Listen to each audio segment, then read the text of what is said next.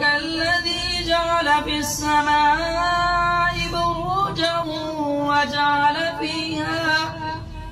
وجعل فيها سراجا وقمرا منيرا وهو الذي جعل الليل والنهار خلفة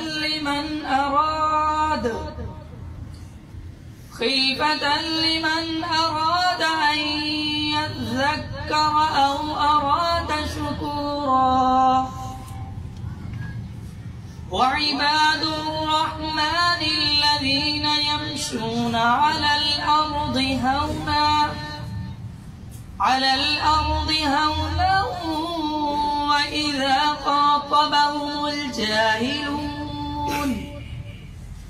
وإذا خاطبهم الجاهلون قالوا سلاما